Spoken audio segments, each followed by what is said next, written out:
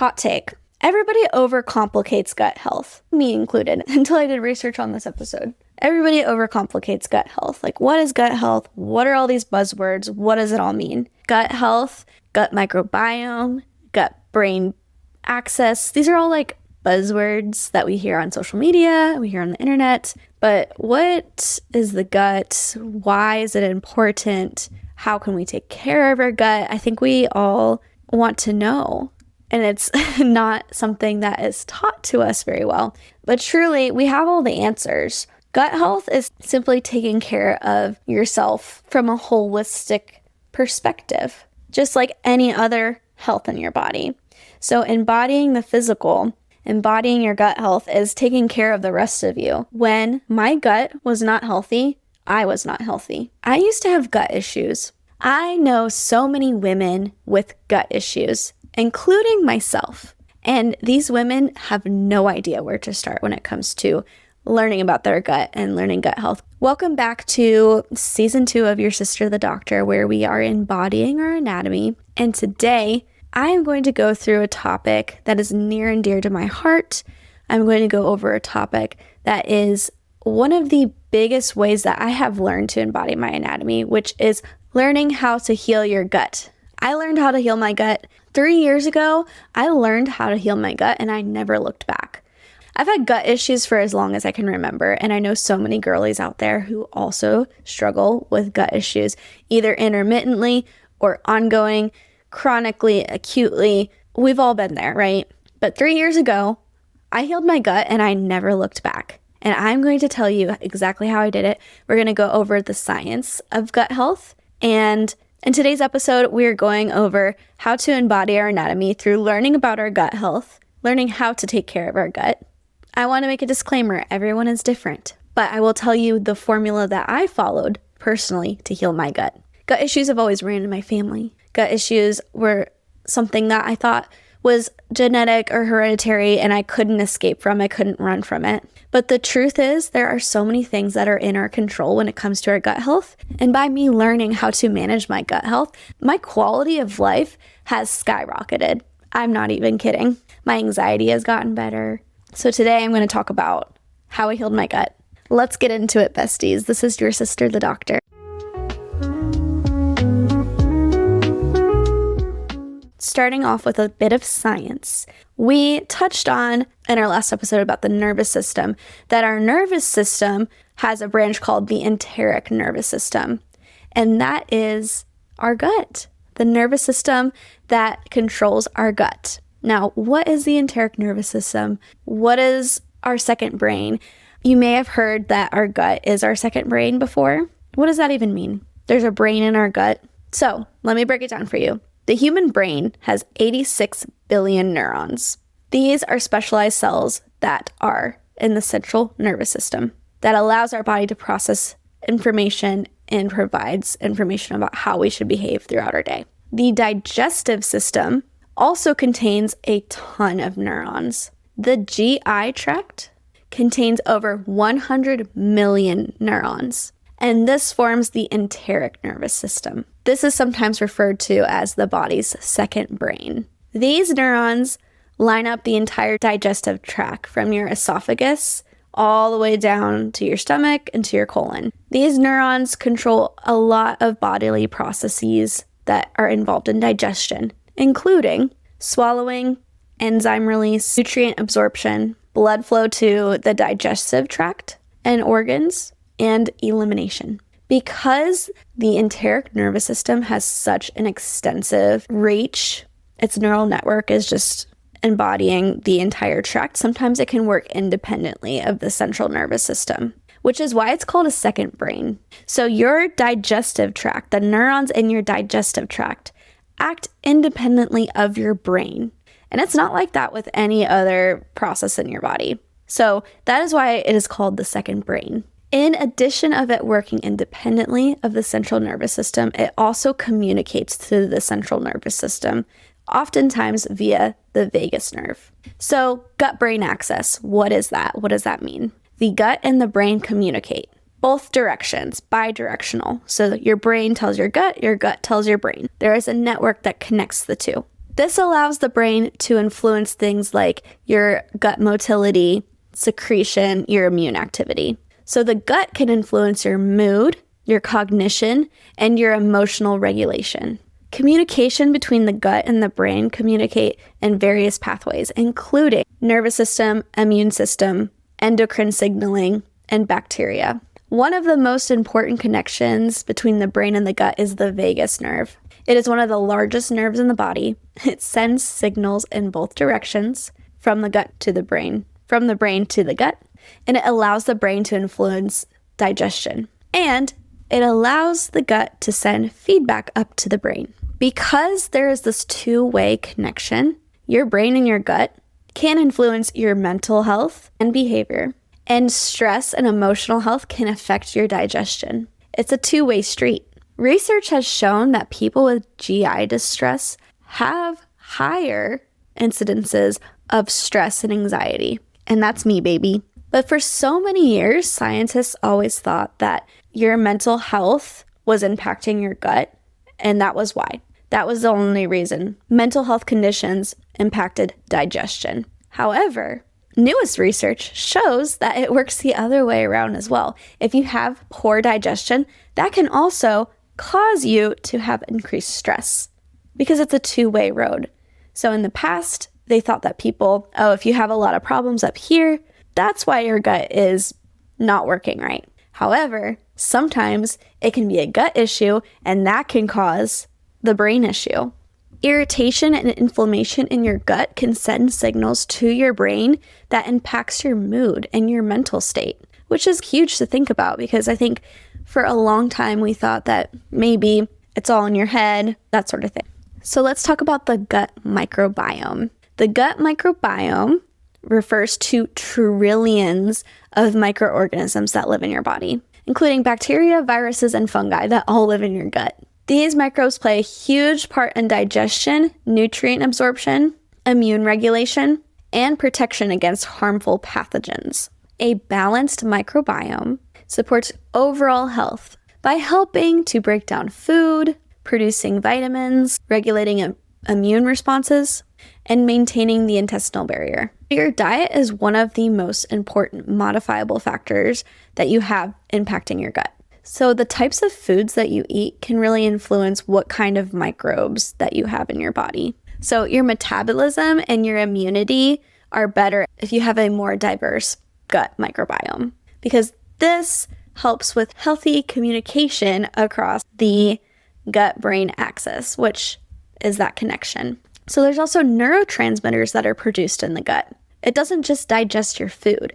It also produces neurotransmitters, which are chemical messengers in your body that allow the nerves to communicate. Cells in your intestines produce the most serotonin in your body. Serotonin is that happy chemical. Serotonin influences bowel motility, digestion, and it also plays a role in your mood, your appetite, your sleep, your memory, and nausea regulation.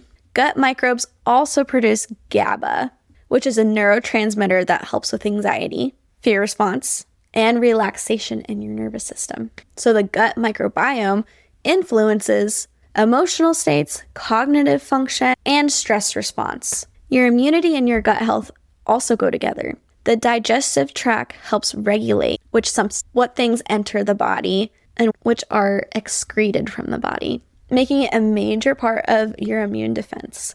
So if we have an unhealthy gut microbiome, our immunity is going to be worse. So then we also have the gut barrier, which protects the gut.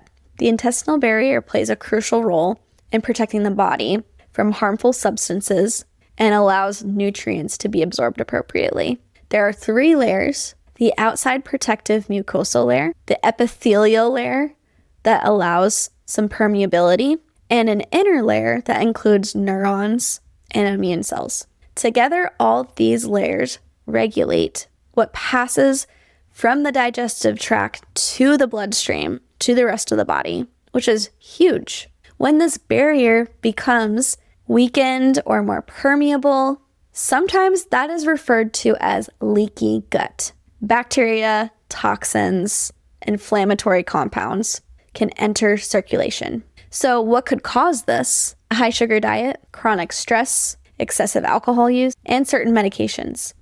And some symptoms that you might recognize that you have that are caused by leaky gut include fatigue, joint pain, skin issues like eczema or acne, headaches, and digestive distress. When your intestinal layer is more permeable, that is associated with more inflammatory responses, inflammatory diseases, metabolic diseases, and some mental health conditions as well. Research also shows that stress can impact how permeable that membrane is, which can lead to things entering your bloodstream that you don't want to, which can in turn cause more inflammation systemically. Stress hormones also play an important role in gut health. So elevated levels of cortisol, the body's primary stress hormone, can negatively affect the diversity of the gut microbiome.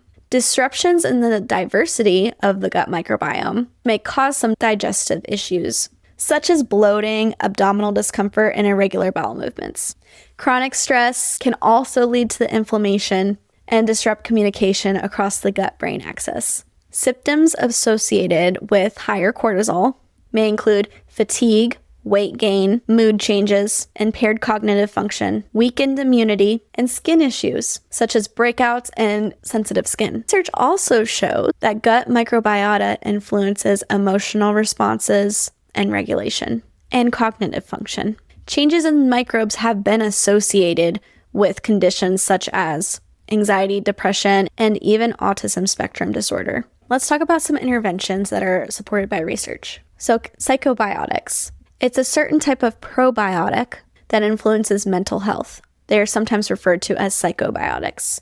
So these are beneficial bacteria that help improve symptoms of stress, anxiety, and depression by influencing neurotransmitter production and immune regulation. Prebiotics are fibers that feed beneficial bacteria, and this might also support brain function. Some studies are showing that you can reduce depressive symptoms by supporting the beneficial microbial growth in the gut. Mind-body therapies can also help with gut health. Treatments such as CBT therapy, cognitive behavioral therapy, mindfulness practices, diaphragmatic breathing, meditation, and gut-directed hypnotherapy have all been shown to improve symptoms of gastrointestinal disorders by modulating the communication between the gut and the brain.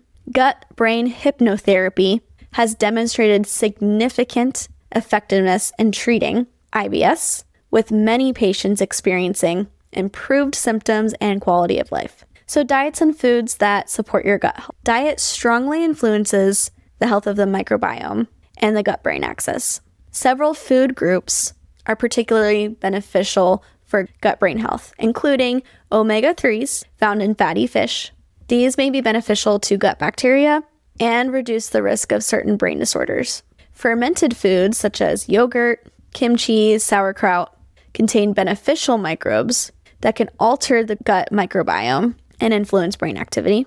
High fiber foods, including fruits, vegetables, beans, grains, nuts, seeds, all provide prebiotic fibers, feed the good bacteria, and support the production of short-chain fatty acids. Polyphenol-rich foods, which include cacao, green tea, olive oil, and coffee, provide plant compounds that gut bacteria metabolize. And then tryptophan-rich foods, such as turkey, eggs, and cheese, provide amino acids required for serotonin production. Let's talk about some lifestyle factors that improve gut health. So managing your stress through meditation, yoga, breathing exercises, getting adequate sleep, engaging in regular physical activity, staying well hydrated, chewing your food fully to support digestion, because digestion starts in the mouth.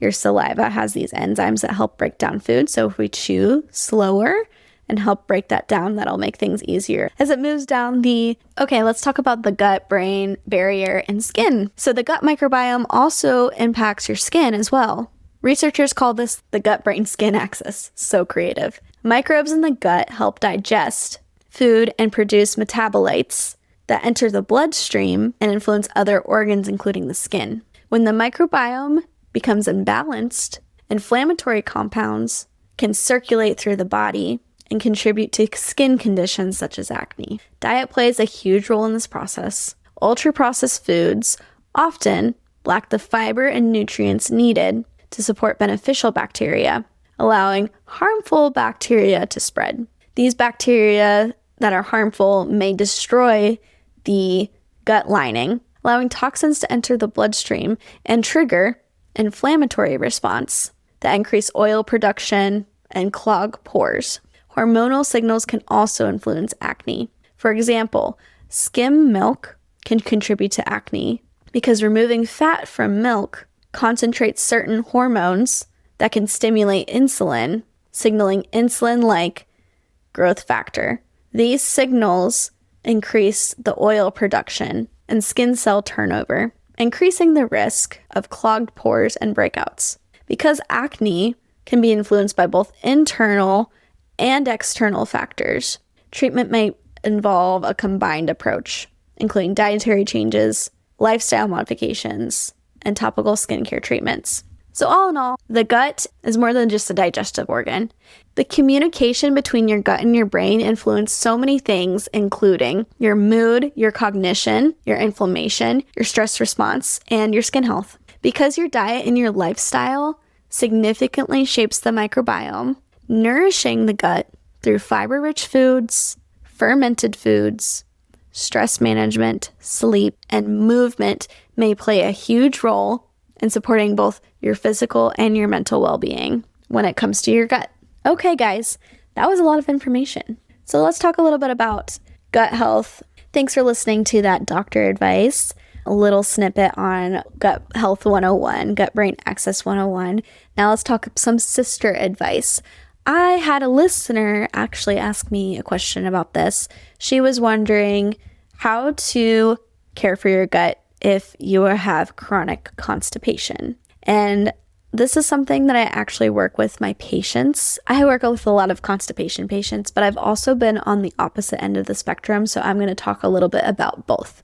So, say that you're having constipation. How do we fix constipation? As a pelvic floor PT, there are certain things that are in my scope and there are certain things that are outside of my scope. So, we'll talk a little bit about what's in my scope, and then we'll talk a little bit about when I like to refer out. So, with constipation, the first thing I tell people is let's take a look at what you're taking in. So, how much water are you drinking and how much fiber are you having?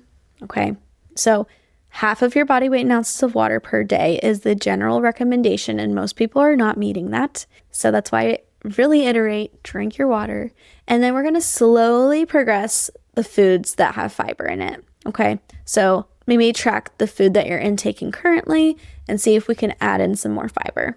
Then we're also going to put you on a bowel routine. So if you typically wake up and have a bowel movement, we're going to try to stick to that. So wake up in the morning, have a warm beverage to let things like get going in your system. Eat breakfast, be a little bit active. There is a response, a reflex in your body that once you eat, then it stimulates your gut to have to go to the bathroom. So 30 to 45 minutes after you first eat is usually when that kicks in. So try to be a little bit active, try to get the gut moving, motility, moving your body, and then sit down on the toilet for no more than 10 minutes. Don't strain to get anything out. And you can use a squatty potty. I just got the squatty potty, so I'm really excited to show it to you guys. But anyway, sitting on the toilet with your feet elevated up onto a stool opens up your anorectal angle and allows the stool to come out easier. Okay. As far as more dietary concerns, try to avoid processed foods. And you could also look into probiotics. This is getting into the scope of things that I would like to refer out to a nutritionist that specializes in gut health, because they know exactly what kind of probiotics might help with constipation versus the opposite of constipation. Looking into natural laxatives could be helpful, so like prunes, figs, yogurt, things like that. As far as things to heal your gut from constipation, maybe there's something that's triggering it, but we like to do me search around here, so track your symptoms, see if you notice any patterns or triggers and that sort of thing. Now, if you're on the opposite end of the spectrum, so the opposite of constipation, which is what I have been primarily most of my life, I'm going to tell you a little bit about what has changed my life and what I would advise. as your doctor and as your sister. As your doctor, I would say focus on soluble fibers to bulk your stool up. If you're having a lot of watery stool, then you want to eat things that are more soluble fibers, such as oatmeal, to help bulk things up. Also focus on your hydration, because being dehydrated can actually make things worse, even though you're having watery stool. Sometimes you could be constipated and have watery stool. Sometimes the watery stool is just coming out around the stool that is blocking your intestines. That is constipation. Avoiding triggers like caffeine, alcohol, artificial sweeteners, and spicy foods can really help. Try to eat smaller, more frequent meals instead of large meals. Manage your stress and go to pelvic floor PT, because we can also help with that. Okay, let's talk about what I did to heal my gut. I never looked back. I think honestly, learning that I had anxiety and getting help for that, so starting therapy, starting an antidepressant really helped. And then also learning ways to manage my stress better, learning that I was in control of the situation, learning some education about urgency suppression, which is something that I teach pelvic floor patients when it comes to urinary urgency. However, I find that this technique also helps with bowel urgency as well.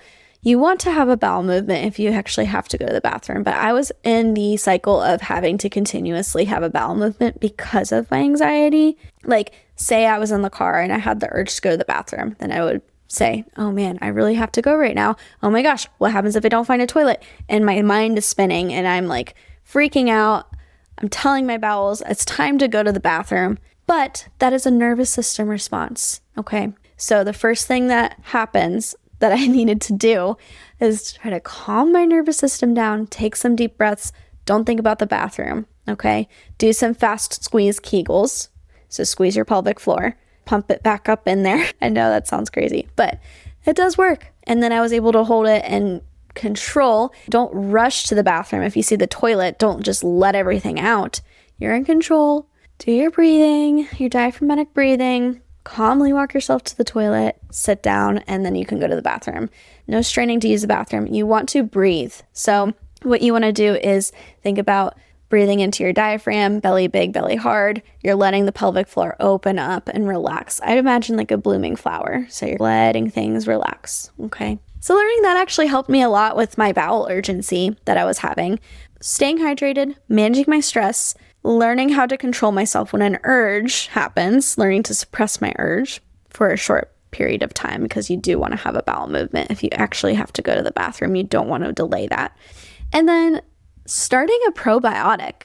I just went to Walmart and got one of their probiotics. I think it was probiotic 6. So it had 6 different strains of healthy bacteria. And that probiotic changed my life. I think it was my PCP who maybe recommended that one to me, but there's a ton of different probiotics out there. I would recommend talking to a nutritionist about that, or doing some research on your own about what kind of probiotic would be helpful for you. But that probiotic saved my life. I felt a huge difference. And by the time I was finished taking it, I was worried if I didn't take it, what would happen? But after you take a probiotic for a certain amount of time, it resets the gut microbiome. So now I don't need it anymore. You might just need to take the probiotic for a few months, and then things might be a little bit normal after that. So I highly, highly recommend the gut probiotic. I think that changed my life, honestly. So the way that I changed my gut health and never looked back was, number 1, managing my stress. Number 2, hydration. Number 3, just learning about my body and learning that I can control my urges, that my nervous system was what was causing these urges to happen in the first place, and that I was in control of it. Number 4, the prebiotic. The prebiotic saved my life. And I've worked with a nutritionist since then, and now I am clear to not even take prebiotics. I'm also weaning myself off of my anxiety medication, which is super exciting because I feel confident in the tools that I have to regulate my own nervous system and to manage my anxiety. Again, this is not medical advice, so please talk to your doctor, your therapist, your nutritionist to see what works best for you. But sometimes if you're a very highly anxious person, going on antidepressants or managing your anxiety in some sort of way can really help with some of the gut things. Because remember, it's a two-way street. So sometimes maybe you're having gut dysfunction and that's causing the anxiety. Maybe sometimes you're having the anxiety and that's causing the gut dysfunction. It's the chicken or the egg, right? I mean, we're all high stress girlies, so we all have all hot girls have tummy issues. We always joked about that in college, but it's really true. I had another listener send in a question. She said, is there a way to tell if my gut health is off? Is there a way to tell that my gut health is off? There are some signs. It does not mean that this sign means that it is gut health, but it could be. So, how's your anxiety? How's your digestion? Is there any discomfort? Are you having bloating, gas, constipation, diarrhea, heartburn, any of these GI symptoms? They're not normal. Any unintentional weight changes? Are you losing weight? Are you gaining weight without changing your diet or your exercise habits? Constant fatigue or issues with sleeping. Poor gut health can lead to lower quality sleep and constant tiredness. Skin irritation. Are you breaking out a lot? Do you have eczema? Do you have acne, rosacea? This can all be linked to a poor gut lining. Are there certain foods that are hard for you to digest that might cause gassing or cramping? Does your mood fluctuate? Do you get brain fog? Do you get high anxiety? And then are you craving sugar? Sometimes an imbalance in the gut can make you feel like you want to have more sugar. Some of those might be a sign that your gut health could use some work. So what do we do to combat that? This is what your sister would say. So dietary changes. You want to eat a diverse variety of fruits and vegetables, get a lot of fibers, lots of whole foods. Reduce your processed foods as much as you can. Ideally, none, but you know what? I eat processed food. That's not going to change anytime soon. So do the best you can. Maybe it's the 80-20 rule that you follow, 80% that you follow, 80% whole foods, 20% processed foods. Staying hydrated can help. And managing your stress. You should be consuming 21 to 38 grams of fiber per day. That's a lot of fiber, guys. The more fiber, the better. But don't, whatever you do, don't increase it all at once, okay? Because this will cause a lot of digestive changes that you were not expecting, okay? You get what I mean? Eating fermented foods like kimchi. We love kimchi. Yogurt. Kombucha, all the pre and probiotics that are in those will help balance your gut microbiome. Identify what might be sensitive for you. Is it dairy? Is it gluten? What causes your inflammation? And that's when I would say, nutritionist, come in. And then regular exercise. Exercising regularly can support your gut microbiome. It promotes a diverse microbiome, and it helps manage your insulin levels, managing your stress. And then I had another listener ask one more question about hormonal acne from gut health. Any advice? Okay.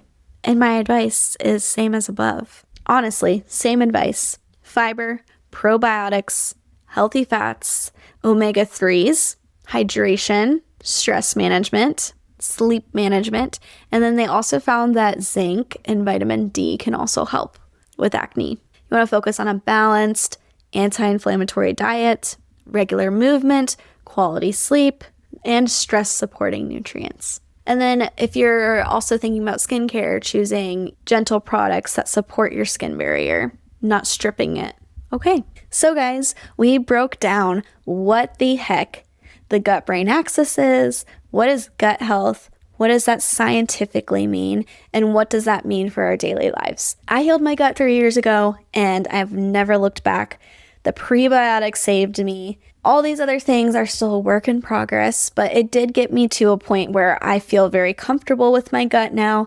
I do have flares from time to time. It's from things that I set myself up for, like maybe I'm eating a lot of foods that might irritate my gut. Then I know, okay, I take this supplement actually that I can take beforehand that will help protect my gut barrier, which is cool. So talk to a nutritionist about things like that. I take something called Mega IgG. It supports a healthy gut lining. So if I know that I'm about to eat something that might irritate my gut, or if I know that I ate something that would irritate my gut, I can take one of those as needed to help support my gut barrier. Drinking water is always a work in progress for me. Stress regulation is always a work in progress for me. Sleep is something that I've really been focusing on this past year. That's been really helpful. Learning how the system works is really empowering because now we know, okay, what can I, from the information that I know, What can I do to take control of the situation? What can I improve on in my lifestyle? What can I improve on in my diet?